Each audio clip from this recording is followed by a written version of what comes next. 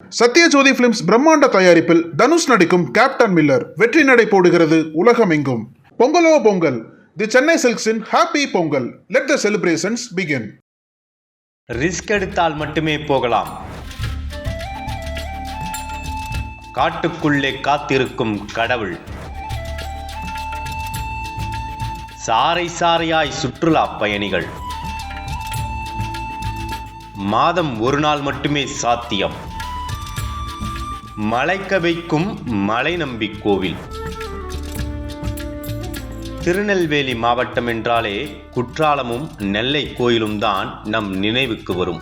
ஆனால் அதைவிட வேறு சில சிறப்புமிக்க இடங்கள் இந்த மாவட்டத்தில் இருக்கின்றன. அதில் சிறப்புமிக்கது அரியகுளம் பறவைகள் சரணாலயம். மனிதர்கள் இந்த பூமியில் எல்லை வகுத்து சுருக்கிக் கொள்வதைப் போல பறவைகள் தங்களுக்கு எல்லைகளை வகுத்துக் கொள்வதில்லை. ஆண்டுதோறும் பல்வேறு நாடுகளில் இருந்து பறவைகள் இந்தியாவுக்கு, குறிப்பாக தமிழ்நாட்டிற்கு வலசைக்கு வருகின்றன. அதே போல மற்றொரு இடம் மாஞ்சோலை. இந்த இடம் அரசியல் ரீதியாகவும் மிகுந்த முக்கியத்துவம் வாய்ந்த இடமாகும். இது மேற்கு தொடர்ச்சி மலையின் களக்காடு மற்றும் முண்டந்துறை புலிகள் காப்பகத்தின் எல்லை பகுதியில் உள்ளது. தமிழகத்தில் தேயிலைக்கு பிரசித்தி பெற்ற இடம் எனில் அனைவருக்கும் ஊட்டி என்பது மட்டும் தெரிந்திருக்கும்.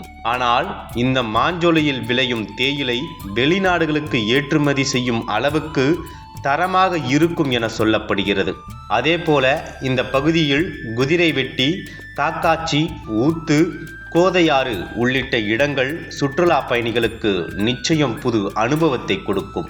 இவ்வாறு பல்வேறு சுற்றுலா தலங்கள் இங்கிருந்தாலும் இந்த பகுதியில் உள்ள திருக்குறுங்குடியின் தென்மேற்கு தொடர்ச்சி மலையில் சுமார் 1500 அடிக்கு மேல் அமைந்திருக்கும் மலை நம்பி கோவில் மிக முக்கியமான இடமாகும். இந்த திருக்குறுங்குடி அழகிய நம்பிராயர் கோயில் 89வது திவ்ய தேசமாகும்.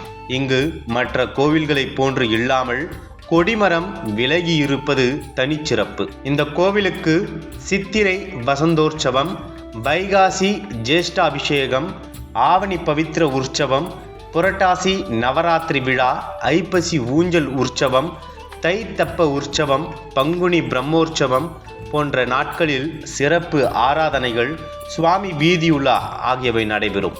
இதனால் இங்கு ஏராளமான பக்தர்கள் வந்து செல்வது வழக்கம். அதே சமயத்தில் இந்த கோவிலை சுற்றிலும் சுற்றுலா தலங்கள் இருப்பதால் இங்கு வருகின்ற சுற்றுலா பயணிகள் இந்த கோவிலுக்கு அதிகமான சிரமம் எடுத்து செல்வார்கள்.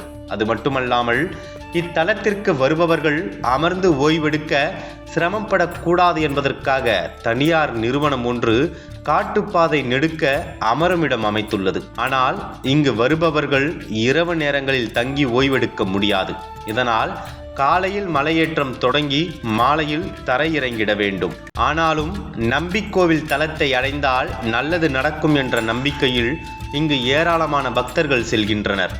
மேலும் இந்த கோவில் 108 வைணவ தலங்களில் 5வது இடத்தில் உள்ளது என்பதால் இங்கு வெளி மாநிலங்களில் இருந்தும் ஏராளமான பக்தர்கள் வந்து செல்கின்றனர். ஒவ்வொரு தமிழ் மாத கடைசி சனிக்கிழமை மட்டும் நம்பிக்கோயில் செல்ல அனுமதி என்பதால் அன்று பக்தர்கள், சுற்றுலா பயணிகள் கூட்டம் திரண்டு வரும். இந்த கோவில் 5 தெய்வங்களை கொண்டது. தரையில் உள்ள திருக்குறுங்குடி ஆலய பங்குனி திருவிழாவின் 5ஆம் நாள் மலையில் உள்ள திருமலை நம்பியின் அலங்கார சப்பரம் திருக்குறுங்குடி ஆலயம் வந்து சேரும். திருமலை நம்பியின் சகோதரியானவர் குறுங்கையம்மன். இதன் காரணமாகவே இந்த இடத்திற்கு திருக்குறுங்குடி என பெயர் வந்துள்ளது.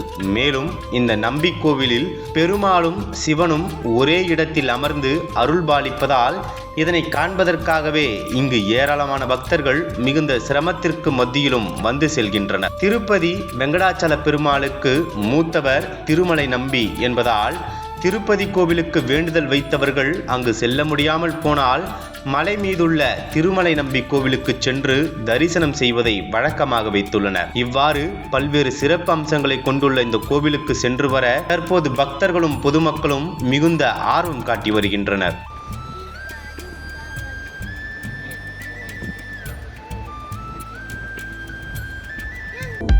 அனல் பறக்கும் செய்திகளை அப்டேட் செய்து கொள்ள நக்கீரன் களத்தை இப்பவே சப்ஸ்கிரைப் பண்ணுங்க.